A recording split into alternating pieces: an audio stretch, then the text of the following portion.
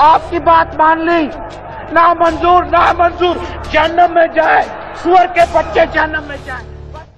This will mean in Pakistan? Civil war, a very bloody civil war. Pakistan cannot stay united. Pakistan will disintegrate. I sincerely believe that we will head headlong for civil war. ہمارے عبدالغفار کے گوریلوں نے یہ plane high کیا. عبدالغفار کے گوریلوں نے Karachi university میں جا کے فائرنگ کی، زبردست فائرنگ کی. اگر یہ ختم نہیں کیے گئے تو سندھ کا عوام پورے پاکستان کو جلا کے رکھ دے گا. آئیں پاکستان، آج آپ کو بتاتے ہیں بھٹو خاندان کی اصل حقیقت، کیسے یہ آج تک پاکستان کے خلاف کام کرتے آئے ہیں اور آج وفاداری کا چوخا پہن کر ملک کی جڑیں کمزور کر رہے ہیں. سمجھ میں یہ نہیں آتا کہ کیسے ان پر بھروسہ کر کے ان کو اتنی چھوٹ دے دی گئی ہے، بلکہ اتنا کہ ملک کو کما کے دینے والے شہری سندھ جو کہ 70% اس ملک کو کما کے دیتا ہے، اس تجوری کی چابی بھی. پاکستان کو 2 لاکھ کرنے میں شاید اس پہ کسی کو شک نہیں کہ بھٹو کا بہت بڑا ہاتھ تھا. اگر وہ چاہتا تو صرف 88 سیٹیں لینے کے بعد 156 سیٹ لینے والی عوامی لیگ کو مشرقی پاکستان کے اندر حکومت بنانے دیتا، مگر اس نے اپنی حکومت بچانے کے لیے کچھ ایسی تقریریں کریں پاکستان کو توڑنے کے لیے. اس سے کون سی بڑی؟ اب یہ دیکھیے، جب میں کہتا ہوں اس سے بڑی کوئی زیادتی، آپ کی بات مان لی، نہ منظور جہنم میں جائے، سور کے بچے جہنم میں جائیں. پھر جب بنگلہ دیش بننے کے بعد اس کا دورہ کیا تو دیکھیں کہ کیسے مجیب الرحمان کے ساتھ ایسے بغیر گیر ہوا کہ جیسے کہ بہت بڑا کوئی اپنا مشن دونوں بھائیوں نے اکمپلش کر لیا. کیا یہ جھپیاں اس بات کا اندیشہ نہیں دیتی کہ پاکستان توڑنا ہمیشہ سے بھٹو کے لیے محال تھا؟ دیکھتے ہیں.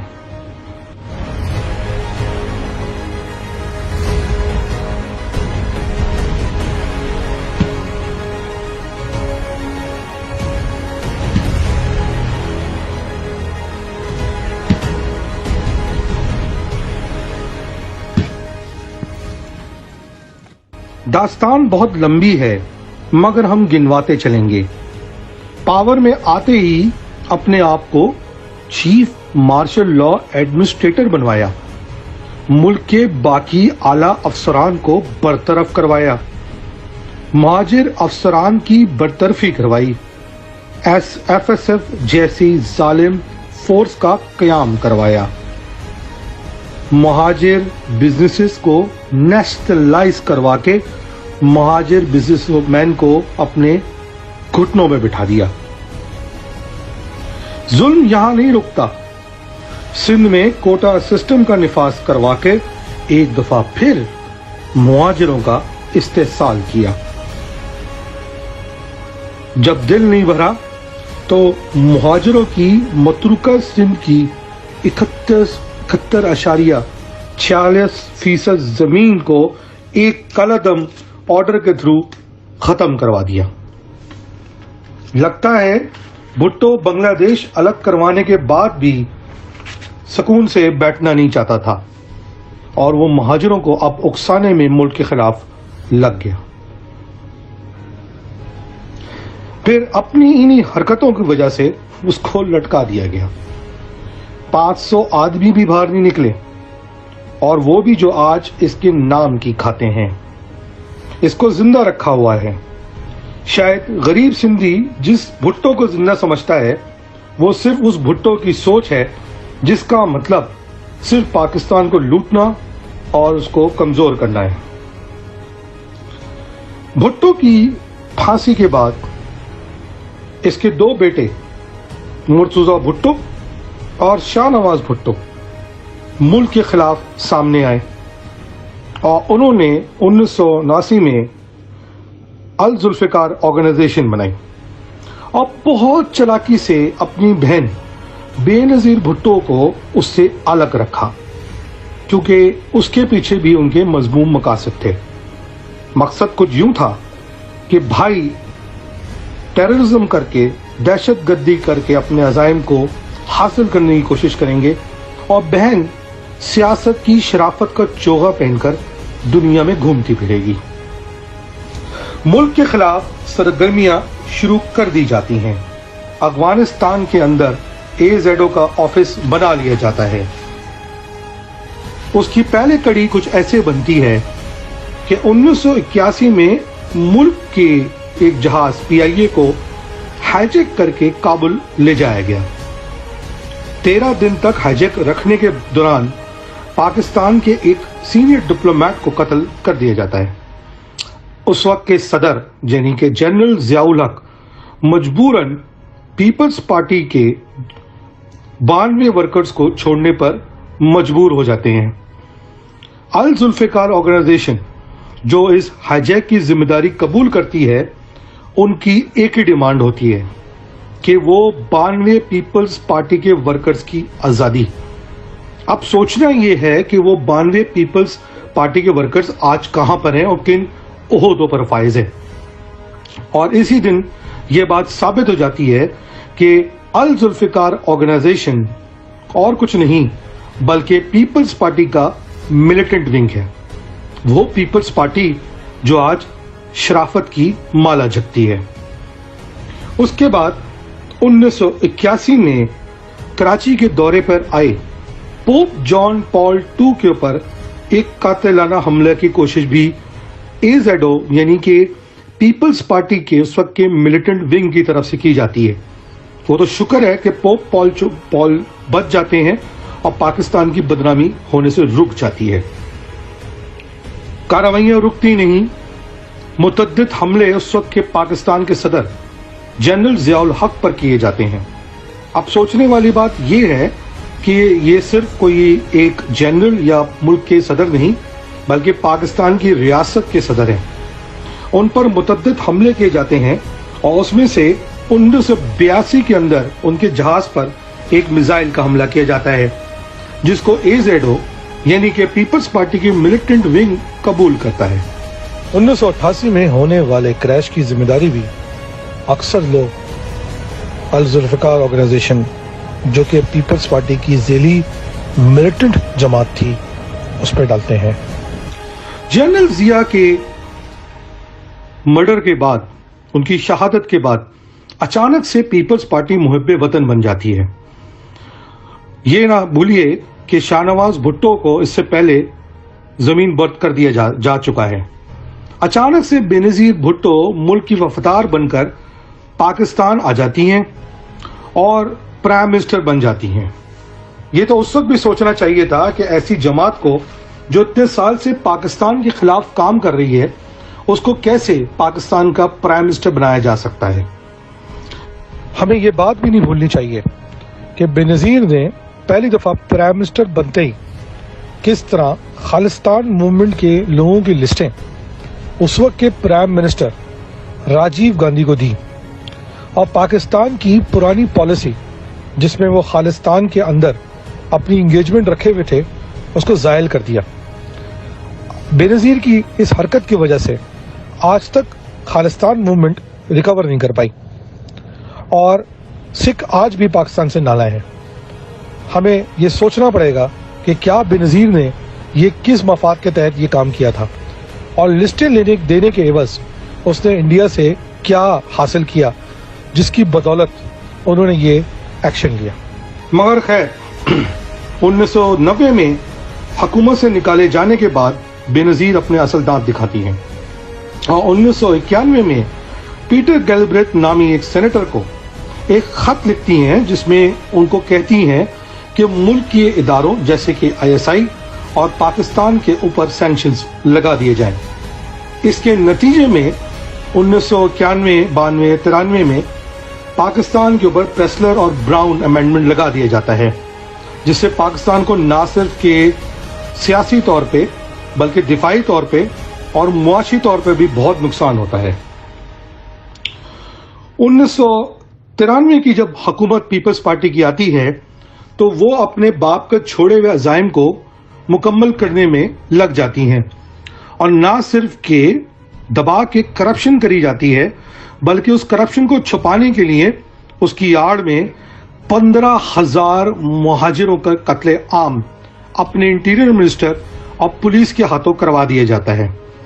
ये ना भूला जाए कि ये पीपल्स पार्टी के दौर के अंदर हैदराबाद पक्का किला मैसेकर और हैदराबाद के अंदर कार्नेज किया जाता है जिसमें सैकड़ों मुहाजिरों को कत्ल कर दिया जाता है और वो दंदनाते आज भी घूमते नजर आते हैं। फिर एक दफा फिर कत्ल गारत के इल्जाम पे और करप्शन के इल्जाम पे इनकी हुकूमत को लात पड़ जाती है और ये अपना पैसा मनी लॉन्ड्रिंग के थ्रू भगा के पाकिस्तान से बाहर चले जाते हैं। हम अक्सर सुनते हैं कि जरदारी ने अपनी जेल में सजाएं भुगती हैं। अगर कोई सिक्के दिल से इसकी इन्वेस्टिगेशन करे तो पता चल जाएगा कि जरदारी ने जेल में कितना और जियाउद्दीन हॉस्पिटल में कितना टाइम गुजारा है। कहानी कुछ खत्म नहीं हुई। बेनजीर फिर 2007 के अंदर एनआरओ लेकर वापस आ जाती है और फिर उन्हीं तालिबान के हाथों चढ़ जाती हैं जिन तालिबान को 1994 में उन्हीं के इंटीरियर मिनिस्टर नसीरुल्लाह बाबर, जिसके हाथों पर हजारों मुहाजिरों का कत्ल है, उसने ही उनको खड़ा किया होता है और उन्हीं के हाथों वो मारी जाती हैं। अब सोचने की बात यह है कि ये वही तालिबान हैं जिनको पीपल्स पार्टी की गवर्नमेंट ने खड़ा किया और उस वक्त एक ऐसे आदमी की हुकूमत अफगानिस्तान में है जो उस वक्त के बाद बनने वाले पाकिस्तान के सदर आसिफ जरदारी के बहुत अच्छे दोस्त थे, यानी कि अशरफ गनी, और वो इतने कि वो जरदारी की इनॉग्रेशन में भी आए थे। ये फैसला मैं आप पे छोड़ता हूं।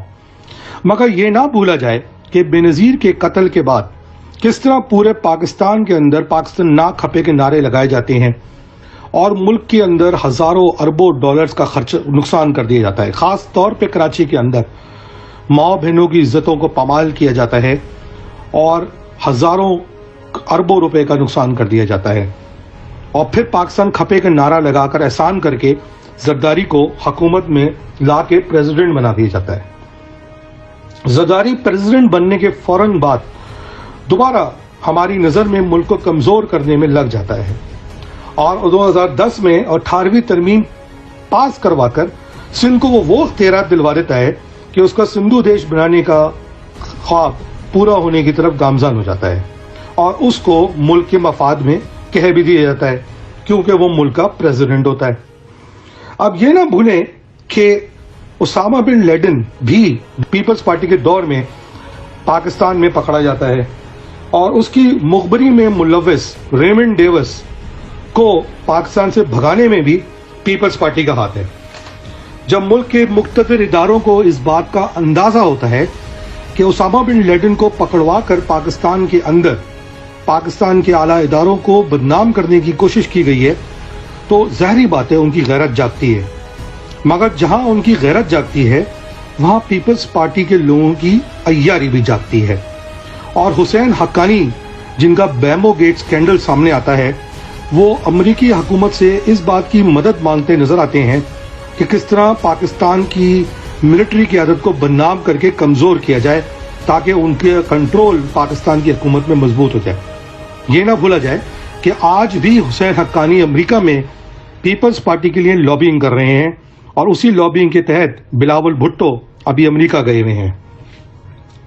मुल्क को अरबों डॉलर का शिकार बना के पीपल्स पार्टी की जब हुकूमत खत्म होती है तो ये याद रखिए कि उस दौर में एक दफा फिर कराची में एक और पीपल्स पार्टी का मिलिटेंट विंग इस दफा पीपल्स अमन कमेटी के नाम से खड़ा कर दिया जाता है और एमक्यूएम के साथ बगलगीर होने के बावजूद एक दफा फिर महाजरों का कत्लेआम कर दिया जाता है।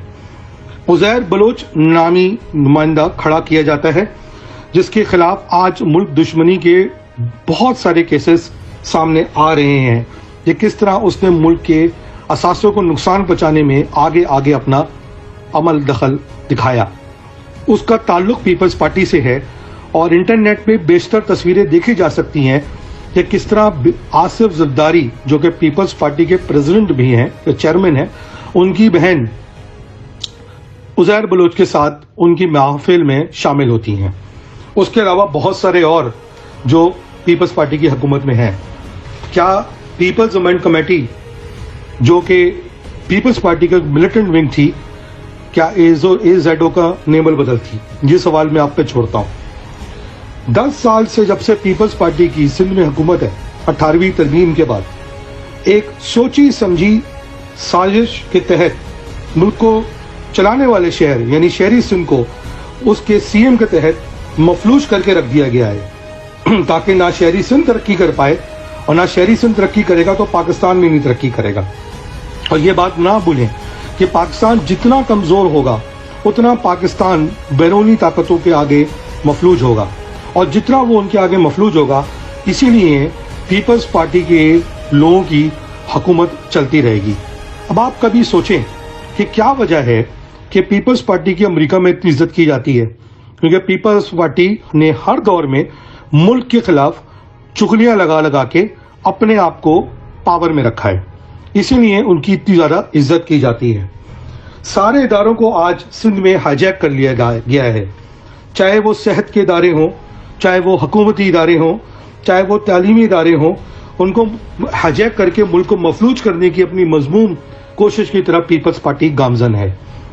ابھی کچھ دنوں پہلے FIA کے ایک ڈائریکٹر نے اس بات کا اندیہ دیا کہ سندھ کے اندر 30 سے 40 لاکھ جعلی شناختی کارڈ بنا دیے گئے ہیں, اور اس میں سے اکثر بیشتر لوگ یا تو دہشت گرد یا ان کا انڈیا سے تعلق ہے. کیا اس کے پیچھے بھی پیپلز پارٹی کا ہاتھ ہے کہ وہ اس طرح اس کو استعمال کر کے پاکستان کو کمزور کرنا چاہ رہی ہے, بدنام کرنا چاہ رہی ہے؟ FATF کے ریسنٹ اقدامات میں حکومت کو بلیک میل کر کے, حکومت کو بیک فٹ پہ ڈال کے اور ملک کو پھنسا کے اب بلاول بھٹو امریکہ جا کے ان کو سمجھانے کی کوشش یہ کرتے ہیں کہ آپ مجھے حکومت دیں, میں آپ کو بالکل وہی کر کے دوں گا جو مجھ سے پہلے میرے باپ نے, پھر میری ماں نے, اور پھر میں اس سے پہلے میرے نانا نے کیا تھا. خیر, کڑی سے کڑی آپ خود ملا لیں. آپ خود لوگ سمجھدار ہیں کہ کس طرح پیپلز پارٹی اور بھٹو خاندان نے سالوں سال اس ملک کو بیچنے میں اور کمزور کرنے میں صرف کر دیے ہیں, اور اب یہ شہری سندھ پر نظریں لگا کے بیٹھے ہوئے ہیں اس پہ قبضہ کرنے کے لیے. یہ ملک کے اداروں اور غیور عوام کو سوچنا چاہیے کہ پیپلز پارٹی کیا پاکستان اور ملک کے لیے بہتر ہے؟ کیا یہ لوگ حکومت میں آنے کے بعد ملک کے لیے سودمند ہیں کہ نہیں؟ آج اس بات کا صفائی سے اندازہ ہو جاتا ہے کہ پیپلز پارٹی سندھو دیش کے پیچھے موجود ہے.